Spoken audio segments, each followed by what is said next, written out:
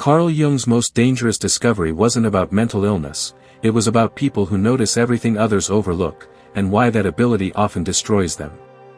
In his clinical practice, Jung documented patients with what he described as differentiated perception.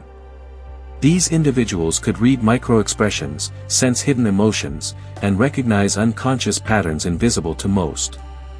They saw through masks, detected lies instantly, and felt the unspoken tension in every room. Jung called this discovery dangerous because such people consistently ended up exhausted, isolated, and unable to maintain ordinary relationships. Not because they were unstable, but because seeing too much carried a psychological cost no one else understood. The case that revealed this truth to Jung began in 1913, during the period of his own inner crisis after breaking with Freud. One patient, an extremely introverted intuitive type, what Jung would later describe as one of the rarest personalities, possessed what he called undifferentiated intuitive perception. She could walk into a room and immediately sense who was lying, who was in pain, and who carried hidden resentments. Jung wrote of her, "The patient shows an extraordinary ability to perceive unconscious material in others, but this gift brings her distress rather than advantage. She couldn't engage in casual small talk, she saw through every facade. Friendships collapsed because people felt exposed around her. Jobs never lasted because her mere presence unsettled the unconscious agreements that hold groups together." Jung realized he wasn't treating an illness, but witnessing what happens when the unconscious becomes too conscious, when perception becomes too sharp for social survival. Her descriptions of people were startlingly accurate, and Jung verified them again and again. This wasn't delusion, it was awareness so advanced it became dangerous. Jung connected this to what he later called participation mystique, where individuals with highly developed intuition absorb not just spoken communication but the entire unconscious atmosphere around them. Modern research on highly sensitive persons by Dr. Elaine Aron echoes Jung's early findings. Around 20% of people are deeply sensitive. But Jung identified something rarer, the introverted intuitive type, perhaps 1% of the population, who don't just feel deeply but perceive unconscious patterns with remarkable clarity. These people see the despair behind a smile, the insecurity behind confidence, the shadow a group collectively hides. Jung noted, the danger lies not in the perception itself, but in the isolation it creates. To see what others cannot, or will not, see is to become a mirror society cannot bear to face. The real danger, Jung found, was that such people often become targets of shadow projection. Others unconsciously attack them for reflecting back what they refuse to acknowledge in themselves. Instead of integrating their hidden flaws, people attack the mirror. Thus, the perceptive individual becomes a scapegoat, not because they cause problems, but because they reveal them. Jung observed different variations of this overwhelming perception. The feeling intuitive absorbs others' emotions so fully they can't tell which feelings are their own. The thinking intuitive predicts outcomes with uncanny accuracy by unconsciously recognizing patterns. The sensation intuitive detects the physical signals of psychological states, illness, fatigue, stress.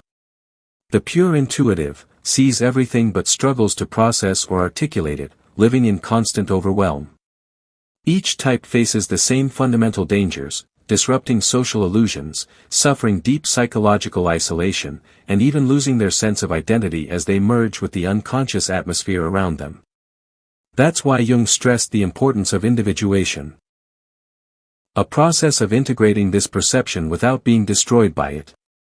His method involved 1. Recognition and differentiation, learning to separate what belongs to oneself from what is absorbed from others. 2. Shadow integration, accepting one's own darker traits to avoid projecting them outward. 3. Conscious participation, engaging with others' unconscious material without being consumed by it.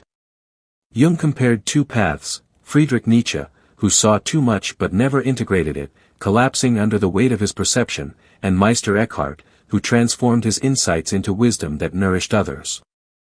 Jung himself almost fell into madness during his confrontation with the unconscious, but through conscious integration, turned his overwhelming visions into the foundation of analytical psychology.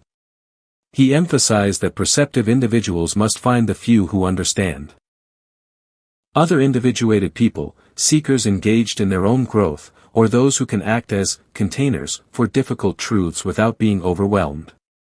With these allies, the perceptive person can live authentically without isolation. The danger, Jung warned, lies not in the ability itself, but in failing to integrate it. Without integration, it leads to arrogance, withdrawal, martyrdom, or collapse. With integration, it becomes cultural medicine. At its highest level, perception can be held lightly, seeing clearly without needing to expose or fix everything, offering insight without ego. Such individuals become what Jung called pioneers of consciousness, preparing humanity for growth it doesn't yet realize it needs. As Jung wrote, "What is not brought to consciousness comes to us as fate. Those who see everything are not broken. They are ahead of their time. Their task is not to suppress their gift but to learn to use it wisely. For themselves, for others, and for the evolution of human consciousness." The real danger isn't that you see too much. The danger is living with that vision unconsciously. Jung discovered that people who notice everything are not broken, they are ahead of their time. But without integration, their gift isolates them, crushes them, even destroys them. With integration, the same gift becomes wisdom, medicine, and light for a world still trapped in shadow. So if you see what others miss, remember this. Your perception is not a curse, it is a responsibility. Learn to carry it wisely, and you become exactly what Jung believed rare individuals were meant to be. Pioneers of consciousness, preparing humanity for what it cannot yet see.